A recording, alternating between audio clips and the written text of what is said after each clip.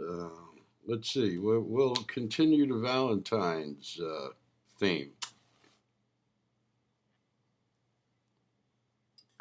This poem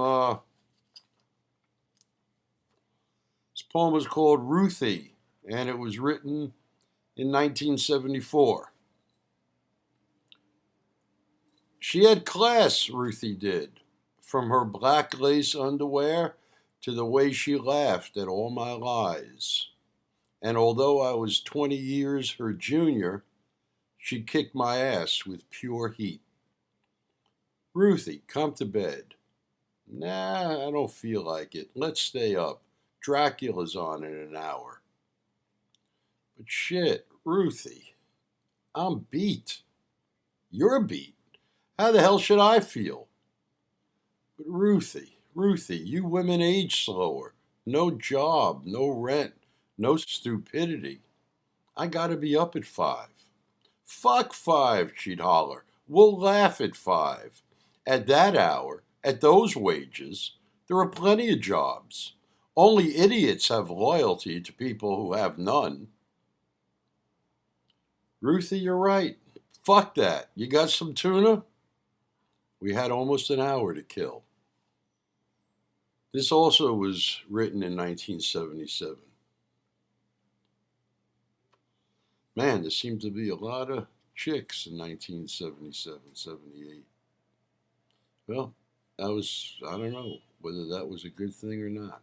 Anyway, uh, this poem is called Nice Girl. Not too pretty or ugly, slightly overweight, eats bagels, drinks Diet Pepsi, plain to the point of madness, does not know how to lie. After 20 odd years, has not given it up to anyone. Her parents are proud, but slightly embarrassed by her situation. And the next poem was written in 1976. The title of this poem is called God and Me.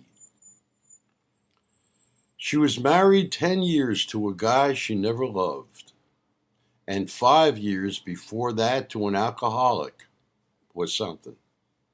Neither of them deserved her, my friend told me. There's no God, he went on, for someone like her to be so good and so unlucky. She's heard about you, wants to meet you. Just don't act like an asshole. It's no act, I said. Anyway, women have a hard time being with me for a full day, let alone for 15 consecutive passes. Don't make fun, he said. She isn't one of your ordinary whores. I kept my mouth shut. There was no point in debating ordinary as opposed to virtuous, so we went. In 2 weeks, it was all over. She couldn't stand it if I closed the door to the bathroom, let alone what was left of my mind. Had trouble with silences of all sorts. Chose not to share, a calling of men in this new age of caring. About a week later, I ran into my former friend. He had given up on me and God. For once, I was in good company. This was written in 1975, and the title of it is A Hand Me Down.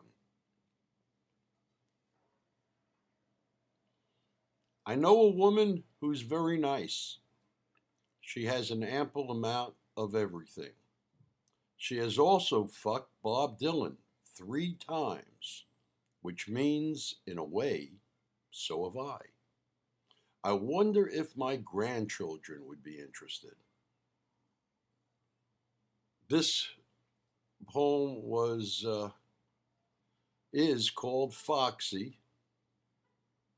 It was published actually 1978 in a magazine called Scree. The magazine came out of Las Vegas, Nevada, or outside of Las Vegas, Terrific guy. Published a magazine. His name was Kirk Robinson.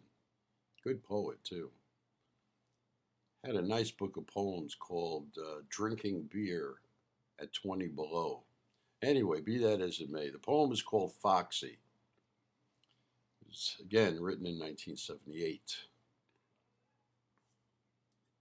I was smoking a cigarette, waiting for a steady thing. A job, a woman, immortality. I settled on finishing the cigarette and clocking the hot pre summer New York action. A young grandmother walked by wearing a yellow t shirt with the word Foxy written in red above her left flabby tit. She wasn't wearing a bra or much of anything. It was hot. She stopped and carefully lifted a Pall Mall from her case and slowly lit it as she looked at me. She looked good and knew it. I figured she was a scotch drinker and probably very smooth at whatever she wanted to do. I began to laugh at my thoughts till I remembered 30 years ago when she would walk into a room and everyone took her seriously.